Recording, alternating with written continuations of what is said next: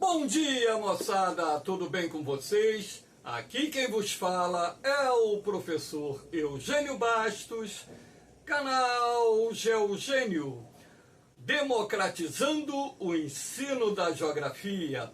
Moçada, vamos fortalecer o canal, se inscrevam no canal, dê aquele like, compartilhe o vídeo e ajude o professor Eugênio Bastos a democratizar o ensino da geografia.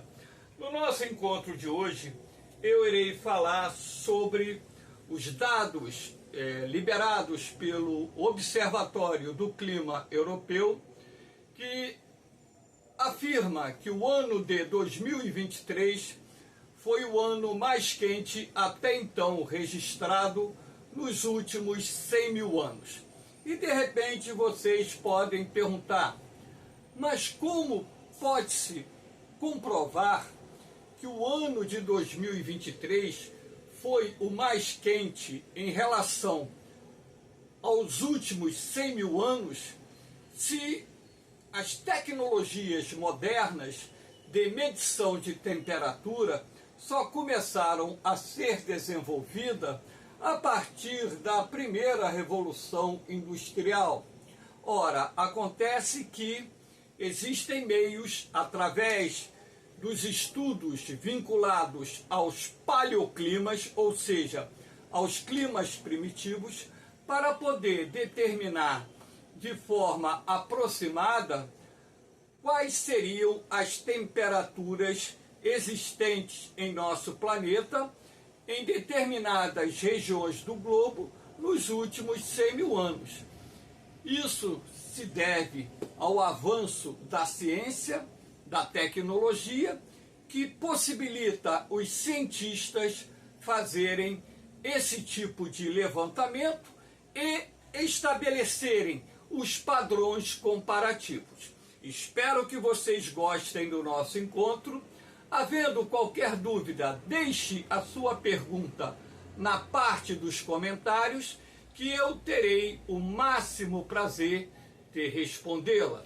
Então, nada melhor do que, para começar essa aula, essa imagem do globo terrestre, mostrando aqui em vermelho as regiões do planeta que registraram temperaturas médias bem acima daquilo que se estabelece como padrão médio da temperatura no período pré-industrial. Então, como vocês podem observar, do amarelo para cima, a temperatura média ficou mais alta do que a temperatura média da era pré-industrial. E os pontos avermelhados são aqueles pontos do planeta onde essas temperaturas médias ficaram bem acima da temperatura média que existia na era pré-industrial. Em azul você tem os pontos do planeta em que essa temperatura no ano de 2023 ficou abaixo da temperatura média do período que antecedeu a primeira revolução industrial. Então, como vocês podem observar através desse planisfério, na maior parte do nosso planeta, podemos assim dizer, em mais de 90% do nosso planeta, a temperatura média global ficou acima da temperatura média registrada na era pré-industrial. Isso indica um padrão que já vem se consolidando há vários anos, que vai de encontro à tese do aquecimento global, ou seja, da elevação gradual da temperatura média do nosso planeta, que está direta e indiretamente associado à ação antrópica e, logicamente, aos ciclos naturais de elevação e resfriamento da temperatura do nosso planeta. Aqui nós temos a temperatura média do ar na superfície em 2023. Fique bem claro na cabeça de vocês que essa medição é feita a 1 metro acima da superfície. comparada ao período de 1990 a 2020. Então aqui nós temos um comparativo da temperatura média da superfície do ar ao metro acima dessa superfície terrestre, comparando com a temperatura média do ar no período que se estendeu de 1990 até 2020. Então você pode perceber claramente que em boa parte do planeta essa temperatura média ficou acima da média registrada nos 30 anos que correspondem ao período de 1990 a 2020. Quanto mais escura, maior é a temperatura média. Então vocês podem perceber que o aumento foi mais agressivo, foi mais intenso nas regiões de altas latitudes, como por exemplo no Canadá, na região do Ártico, na região siberiana russa, na parte oriental da Ásia, principalmente ali nas imediações do Japão. Também nós tivemos aqui em parte da Antártida, na chamada Antártida Ocidental, uma elevação mais acentuada da temperatura.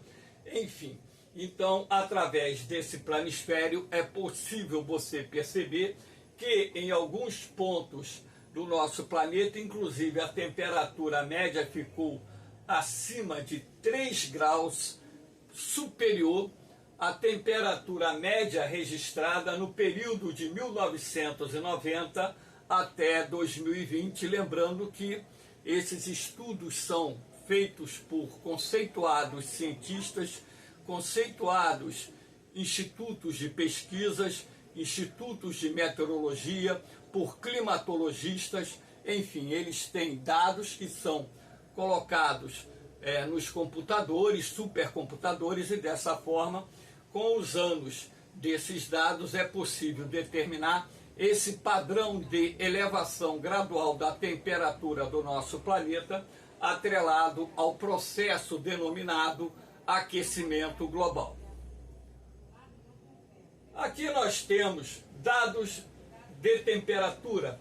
Então, alguns dados que foram publicados pelo Observatório do Clima Europeu, a temperatura média ficou 1,48 graus Celsius acima da era pré-industrial, ou seja, quase naquele limite de 1,5 grau estabelecido, pelos cientistas como o ponto que nós devemos utilizar como referência para conter o ritmo do aquecimento global, ou seja, o avanço do aquecimento global. A temperatura média da Terra ficou em 14,98 graus Celsius, ou seja, 0,17 graus Celsius acima de 2016, o ano até então mais quente registrado, ou seja, 14 graus e 81 décimos. Então, moçada, o que eu quero dizer ou mostrar para vocês que o ano de 2023, através dos dados divulgados por diferentes pontos de medição da temperatura do nosso planeta, ficou acima 0,17 graus do recorde até então registrado, que foi no ano de 2016. Um outro destaque aqui importante: todos os meses de junho a dezembro de 2023 foram os mais quentes até então registrados pelo homem. Repare, quando se fala em um padrão de aquecimento do nosso planeta, esse padrão pode ser verificado através das medições diárias, mensais, anuais e os comparativos com meses e anos antecessores. Em várias partes do mundo ocorreram a quebra de recordes de temperaturas, inclusive aqui no território brasileiro, em parte da Argentina, no norte do Chile, Estados Unidos, algumas áreas do sul da Europa, algumas áreas do continente asiático, do continente africano, na Oceania, na própria Antártida e no próprio Ártico. Nós tivemos em determinadas áreas onde se encontram postos de medições de temperaturas, registros de temperaturas que quebraram os recordes, ou seja, as mais altas temperaturas até então verificadas pelo homem em determinadas regiões do nosso planeta. Aqui nós temos também, para corroborar com esses dados que foram, na verdade, divulgados, pelo Observatório do Clima Europeu. Aqui nós temos número recorde de dias com temperatura acima, aqui faltou o A, de 1,5 grau em 2023. Então, aqui você tem, repare, através desse gráfico é possível você perceber com muita clareza o padrão. Existe um padrão aqui bem definido. Repare que desde 1900 a quantidade de dias com temperaturas médias acima de 1 grau, ou seja, superior àquela temperatura da era pré-industrial, ou seja, da era pré-revolução industrial, primeira revolução industrial, foi aumentando gradativamente. E a partir do século XXI, principalmente na última década, nós tivemos o aumento mais acelerado dessa temperatura, que é um indicativo muito grande de que existe um padrão bem delimitado. Aqui na cor mais escura, acima de 1,5 grau, você repare que tem mais de 200 dias, ou aproximadamente 200 dias do ano, em que essa temperatura ficou acima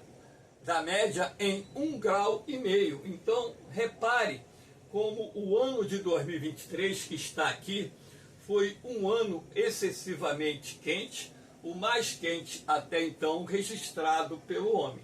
Então, através desses dados aqui, é possível perceber que existe um padrão de elevação da temperatura média global nas mais diferentes regiões do planeta, e isso, de certa forma, está direta e indiretamente relacionado a inúmeros fatores, ou seja, não existe uma causa só.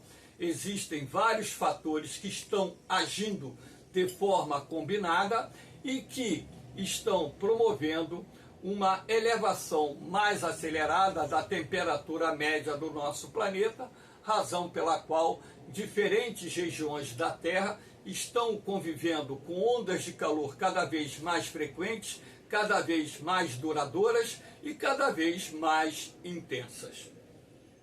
Aqui nós temos também a temperatura média do ar de 1940 até 2023. Então, repare, a elevação dessa temperatura média, ela veio, através desse gráfico.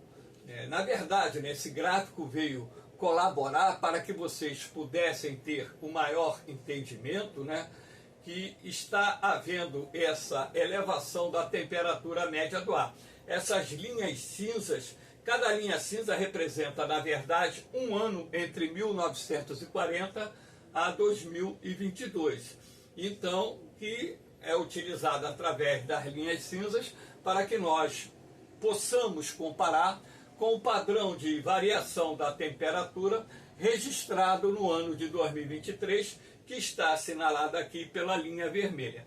Então, essa faixa rosa entre a linha vermelha e as linhas cinzas indica que as temperaturas ficaram bem acima daquele ou dos registros até então verificados em nosso planeta nas mais diferentes regiões da Terra.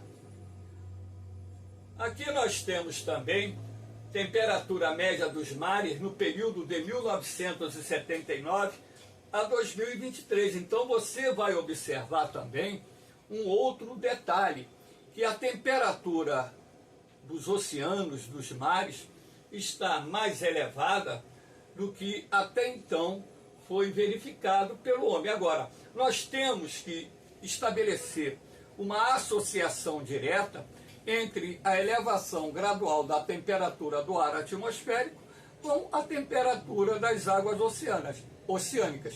Então, a partir do momento em que a Terra passa por um processo de aquecimento gerador do aumento gradual da temperatura média do nosso planeta, consequentemente, esse processo também será observado nas águas oceânicas. Agora, há um porém. A partir do momento em que as águas oceânicas elas ficam mais aquecidas, estas também passam a irradiar para a atmosfera terrestre maior quantidade de energia, maior quantidade de calor, o que ajuda também a elevar gradativamente a temperatura do ar atmosférico. Então, é importante que se estabeleça uma análise da variação da temperatura da água do mar. Claro que essa análise é feita nas águas superficiais, e porque são essas águas que estão em contato com o ar atmosférico, e a partir desse aquecimento das águas oceânicas, você terá maior irradiação de calor para a atmosfera, o que contribui também para a elevação gradual da temperatura do ar atmosférico. Um outro aspecto importante que nós temos que levar em consideração está sendo até o momento a presença do fenômeno do El Niño. Então, aqui nós temos um planisfério que também registra a temperatura da água do mar, e você percebe que no Pacífico Oriental as águas oceânicas estão mais aquecidas quando comparadas aos padrões normais, visto que no ano de 2023 nós tivemos a formação de um El Niño muito forte que está em curso nesse exato momento. Lembrando que essa aula está sendo gravada no dia 10 de janeiro de 2024. Então, estamos atingindo, podemos assim dizer, o pico do El Niño. Então, a partir do momento em que as águas do Oceano Pacífico Oriental estão mais aquecidas nas imediações da linha do Equador, isso também contribui para a irradiação de uma maior quantidade de calor para a atmosfera, o que está contribuindo para temperaturas médias globais mais elevadas. Que fique bem claro na cabeça de vocês que toda vez que o fenômeno do El Niño se manifesta, claro, dependendo da sua magnitude, nós temos temperaturas médias globais bem acima dos padrões normais. Como nós estamos vivenciando um El Niño muito forte, que inclusive chegou a ser ventilado que teríamos um super El Niño em 2023/2024, então esse aquecimento maior das águas superficiais do Oceano Pacífico na sua porção centro-oriental tem sido um dos fatores que contribuíram para que o ano de 2023 quebrasse todos os recordes de temperatura até então registrados no mundo. Lembrando que o El Niño ele causa perturbações climáticas em escala global, né? Altera o regime das chuvas, altera o regime dos ventos, enfim. Aqui nós temos a variação diária, semanal e mensal da concentração de dióxido de carbono medida no vulcão Mauna Loa, que está localizado no Havaí. Por que essa medição é feita lá? Porque o Havaí é um arquipélago localizado na porção central do Pacífico Norte. Lembrando que o Havaí é um dos estados pertencentes aos Estados Unidos. Então, a influência humana através das emissões de poluentes, gases poluentes, derivados principalmente da queima de combustíveis fósseis ali, é menor. Então, é um bom referencial para que você possa medir a concentração de CO2 na atmosfera. Então, no primeiro semestre de 2023, por exemplo, nós tivemos dados que foram publicados que constataram a quebra do recorde, ou seja, o ano de 2023 foi o ano que registrou maior concentração de dióxido de carbono na atmosfera. Lembrando que o CO2 é um dos gases do efeito estufa. Então, quanto maior for a concentração de CO2, claro, também de outros gases do efeito estufa na atmosfera, maior será a capacidade da atmosfera em reter a radiação infravermelha, o calor, e dessa forma nós temos o efeito estufa sendo um dos fatores responsáveis pela elevação gradual da temperatura média do nosso planeta. Quanto maior for a poluição atmosférica, que fique bem fixo na cabeça de vocês, maior será a capacidade da atmosfera, ou seja, da baixa atmosfera terrestre, da troposfera, em reter a radiação infravermelha e, consequentemente, essa retenção da radiação infravermelha ou parte da radiação infravermelha é um fator de suma importância que gera o aumento gradual da temperatura média em nosso planeta. Razão pela qual se defende muito a substituição dos combustíveis fósseis por fontes de energia limpas e renováveis como uma das medidas que devem ser adotadas para mitigar o aquecimento global, ou seja, reduzir o aquecimento global e procurar um ponto de equilíbrio em nosso planeta.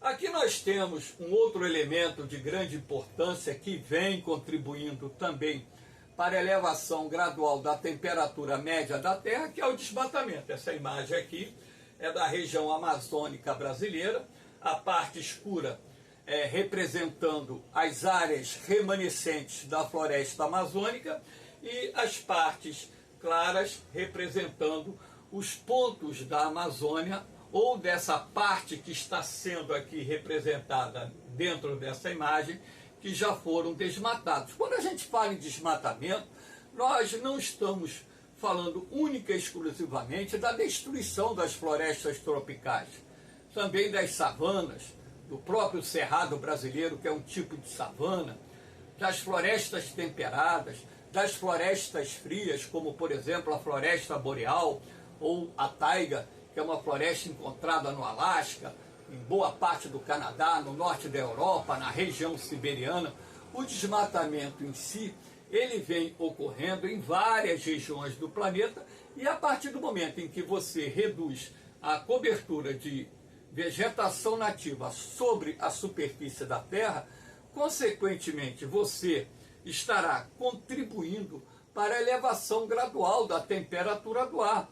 Estudos científicos comprovam, por exemplo, que lá na Amazônia, nas áreas desmatadas, a temperatura média subiu em até 7 graus e a umidade relativa do ar caiu em até 30%. Então o desmatamento, ele não causa única e exclusivamente a elevação gradual da temperatura. O desmatamento, ele também causa a redução da umidade do ar e a elevação da temperatura combinada com a redução da umidade vai interferir na formação de nuvens de chuva e também da precipitação. Ou seja, em determinadas áreas você vai observar uma queda vertiginosa do índice pluviométrico, o clima tende a ficar mais quente, o clima tende a ficar mais seco, com implicações não só no ecossistema, como também implicações socioeconômicas para a própria população residente nessas áreas que estão sofrendo maior impacto, motivados pelo desmatamento em curso no nosso planeta. Aqui nós temos o crescimento das ilhas de calor. Como hoje uma boa parte da população vive nas cidades, e uma parte dessa população residente nas cidades vive em cidades de médio porte e grande porte. Eu, por exemplo, vivo aqui no Rio de Janeiro, que é a segunda maior cidade do Brasil. Tradicionalmente o Rio de Janeiro é considerado uma cidade quente. Só que eu completei agora recentemente 65 anos. E posso dizer tranquilamente, sem medo de errar, não é pelo fato de ser professor de geografia, que o clima hoje da cidade do Rio de Janeiro não é o mesmo clima que eu encontrei aqui quando eu tinha 10, 12, 14, 15 anos, tá entendendo? Então, por que isso? Por causa da formação das ilhas de calor. Então, as cidades vão crescendo, a superfície vai sendo impermeabilizada, coberta com cimento, concreto, asfalto, os telhados das construções feitos com materiais também que possuem grande capacidade de absorverem a radiação solar, converterem em calor e irradiarem esse calor para a atmosfera, além da poluição atmosférica que é maior nos grandes centros urbanos, o que potencializa o efeito estufa. E isso faz com que também você tenha uma sensação térmica muito mais desagradável. Então hoje aqui no Rio de Janeiro, nos dias muito quentes, agora há 2 dias atrás a sensação térmica estava em 50 graus, hoje vai passar disso. Hoje está muito quente, acredito eu que a temperatura hoje aqui no Rio de Janeiro vai bater a casa dos 40 graus, com sensação talvez de 55, 56. Então, por esse desenho, né, que representa aqui a ilha de calor da cidade de São Paulo, você pode perceber que a temperatura ela vai aumentando da periferia, onde você tem uma cobertura vegetal nativa maior, em direção ao centro mais edificado, onde as construções, a pavimentação de rua, com os materiais que possuem essa capacidade de absorção da radiação solar, conversão dessa radiação em calor e irradiação desse calor para a atmosfera, você percebe uma alteração nos padrões de temperatura. Na Grande São Paulo, por exemplo, essa variação de temperatura da área rural para o núcleo urbano mais edificado, sem cobertura verde adequada, é superior a 9 graus. Aqui no Rio de Janeiro é superior a 7 graus. Então, o mundo hoje, ele possui várias ilhas de calor e muitas cidades continuam crescendo, se transformando em metrópoles e, de certa forma, aumentando também o número de ilhas de calor espalhadas pelo nosso planeta. Muita gente não considera isso como um fator importante para entender as alterações de temperatura que estão sendo verificadas no nosso planeta, mas eu considero as ilhas de calor um dos elementos responsáveis pelo aquecimento global, pelo conjunto da obra. Na verdade, são várias ilhas de calor. Porque você pode alegar o seguinte: a ilha de calor, a alteração é local. Mas eu não estou falando de uma ilha de calor, estou falando de centenas de metrópoles e milhares de cidades de médio porte que também são ilhas de calor. Com menor magnitude, mas são ilhas de calor. Eu mesmo que passei alguns dias, muitos dias em Juiz de Fora, é uma cidade que no verão você dormia de cobertor. Hoje, Juiz de Fora, tem dias que a temperatura está batendo 38, perto de 40. Juiz de Fora é uma cidade localizada na zona da Mata Mineira. Minha irmã mora lá, uma das minhas irmãs, ela mora em Juiz de Fora. Aqui nós temos os incêndios florestais, que são causados em parte pela ação humana, outros são de causas naturais, né? Quando está muito quente, por exemplo, pode ocorrer a combustão espontânea e ali, num determinado ponto, eclodir um incêndio florestal. Mas também muitos incêndios florestais são causados pelo homem, ou seja, alguns de uma forma imprudente, a pessoa está acampada, faz uma fogueirinha e começa a ventar, aquela fagulha leva, né, a chama para uma área de vegetação ressecada e tem início ali um incêndio florestal. Outros são incêndios florestais causados pelo homem, que faz queimadas objetivando a limpeza do terreno para o preparo da terra e, sendo assim, cultivar alimentos ou plantar pastagens. Outros queimam pastagens secas para renovarem pastagens, e isso acaba também causando, né, a propagação do fogo, que às vezes sai do controle e acaba atingindo áreas cobertas por vegetação nativa, causando um grande impacto ambiental. Agora, o que se observa a cada ano é o aumento da incidência de incêndios florestais no mundo. Claro que na medida em que a temperatura média do planeta vai subindo, na medida em que em determinadas regiões do planeta o clima vai ficando mais seco, ora, calor e baixa umidade, associadamente a ventos fortes, acabam contribuindo para a rápida propagação dos incêndios, causando danos cada vez maiores ao meio ambiente. E o fogo, lembrando vocês que, além de aquecer o ar, o fogo, o incêndio, ele libera uma grande quantidade de gases do efeito estufa para a atmosfera, sendo também um fator que, na minha concepção, tem uma participação que pode até não ser muito grande, mas tem uma participação nesse processo que está promovendo a elevação gradual da temperatura do nosso planeta num ritmo mais acelerado. Aqui nós temos, um outro aspecto, as mudanças climáticas aceleram o processo de desertificação. Então, a cada ano, podemos assim dizer, milhões de hectares de terras aráveis estão sendo transformadas em desertos. Isso não se deve única e exclusivamente às mudanças climáticas em curso, mas também ao desmatamento, ao manejo inadequado do solo para a pecuária, para a agricultura, e isso combinado acaba contribuindo para o avanço do processo de desertificação no mundo, o que também gera não só impactos sociais, como também impactos ambientais.